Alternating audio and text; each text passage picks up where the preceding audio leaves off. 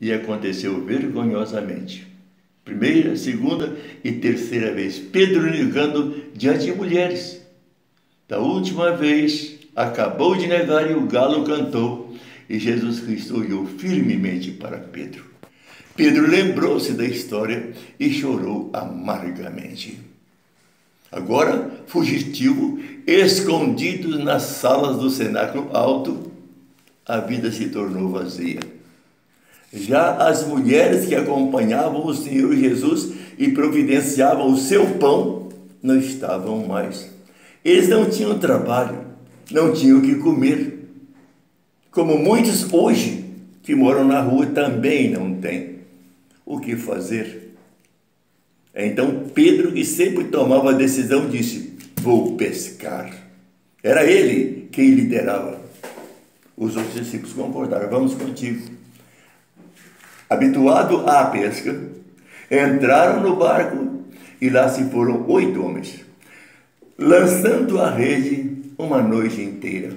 Eu fico pensando, quantas vezes eles devem ter lançado a rede?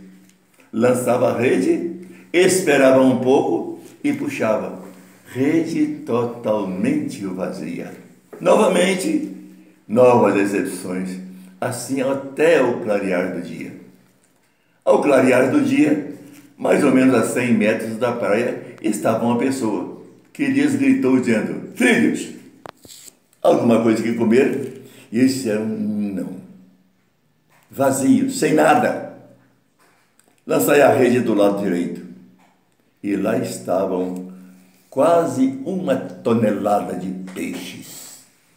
Quando viram aquele milagre, João voltou para Pedro e disse: é o mestre. Veja que coisa interessante. Pedro estava despido, nu, uma palavra menos limpa, pelado. Quem sabe sentado, abatido, derrotado, sem ter o que comer e uma noite cansada, com sono, estava sentado ali no barco. Quando viu que era Cristo, a primeira coisa que ele fez foi vestir a roupa. Que diferença começa logo da primeira vez, deixa de estar despido para vestir-se. Vestir para saltar nas águas. Saltou, nadou e chegou lá. A Bíblia não fala, mas eu penso, como deve ter sido o encontro de Pedro com Cristo?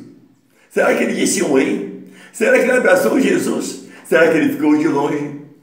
A Bíblia não fala, mas o certo deve ter sido uma coisa emocionante. A sua arrogância de outrora, que não pecaria, agora cai por terra. E aí os outros vêm arrastando a rede. 153 grandes peixes, aproximadamente 1 tonelada de peixes. Jesus diz: traz aí alguns dos peixes. Já havia com Jesus pão e peixe assados. Trouxeram o peixe, assaram, agora Jesus lhes oferece pão e peixe. O silêncio era total. Não havia como falar, porque ali não era o lugar que eles deviam estar. A vida estava vazia. Eles estavam frustrados e derrotados. Totalmente vazia a vida, porque estavam sem Cristo. Depois de algum momento de silêncio, mastigando lá o seu pedaço de pão e queijo e peixe, Jesus olha serenamente para Pedro e lhe pergunta: Pedro, você me ama? Pedro não disse eu te amo. Ele disse: Senhor, tu sabes todas as coisas, tu sabes que eu te amo. Então não era preciso dizer que ele o amava. Jesus já sabia. Então, apacenta as minhas ovelhas. Novamente, Cristo olha firmemente para Pedro e pergunta: Pedro, você me ama? E novamente Pedro responde: Senhor, tu sabes que eu te amo. E da terceira vez, Cristo pergunta: Pedro, você me ama? Pedro ficou preocupado, perturbado. Por quê? 3 vezes seguidas. Como nós sabemos que é um paralelo, foram as 3 vezes que Pedro negara. Ele, com toda arrogância, diz: não nego.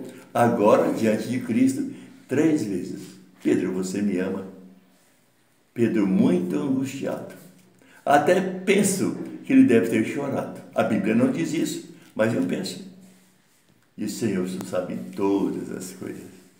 Tu me conheces melhor do que a mim mesmo. Tu sabes que eu te amo. Então, apacenta as minhas ovelhas. Estas palavras deixa transcorrer na mente conturbada de Pedro a primeira mensagem de Cristo. Quando Pedro dissera: afasta-te de mim, porque sou homem pecador, Cristo disse: de hoje em diante você será pescador de homens. E Pedro mais uma vez falhara, tal como na negação. Em vez de partir para o campo para pescar homens, Pedro volta para o mar, para atividades antigas, que ele se surpreendera com a atitude viva e poderosa de Jesus. Lá estava ele, a vida estava vazia, o sofrimento era completo, medo da fome, sem ter o que fazer, distante da família, abandonar a família por causa de Jesus, e agora Jesus morre.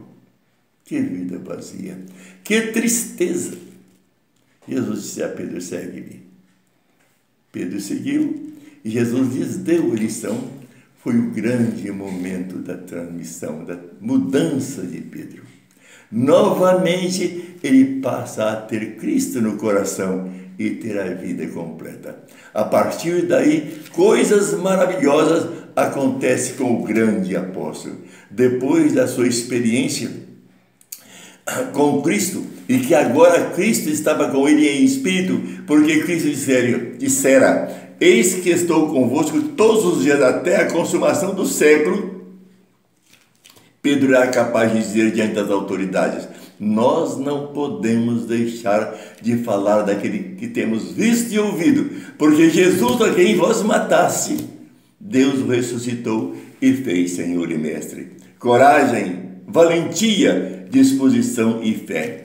Por causa desta fé poderosa, Pedro podia dizer ao mendigo na porta formosa do templo de Jerusalém: em nome de Jesus, levanta e anda. O homem salta, pula e louva o Senhor Jesus. Jesus presente, a vida toma sentido. Também aquele doente estava deitado ali durante décadas, sozinho, faminto, mal cheiroso, mas com Cristo presente, a sua vida é transformada.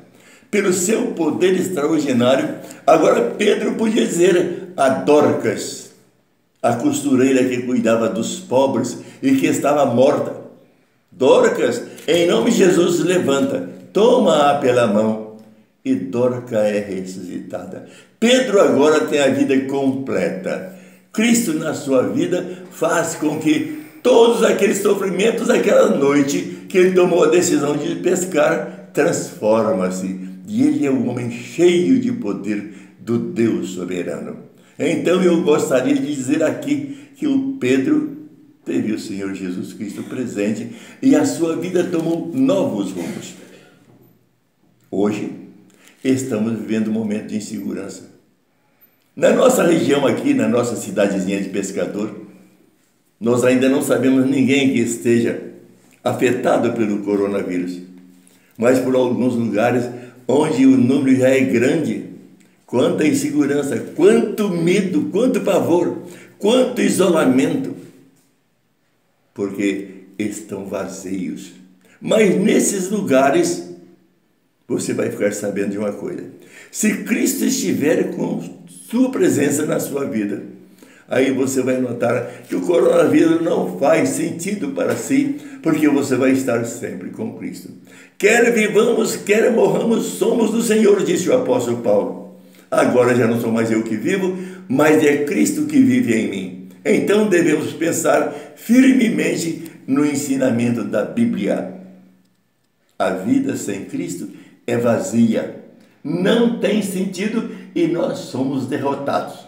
Muitas pessoas procuram preencher a vida com drogas, com álcool, com jogos, com sexo irregular, com vida depravada. Mas tudo isso é vazio e sem significado. Quando Cristo está presente, nós somos mais do que vencedores por meio daqueles que nos amam. Portanto, aceite Jesus Cristo e deixe que Ele tome conta da sua vida e tenha uma vida repleta de prazer e vitória. Que Deus te abençoe. Amém.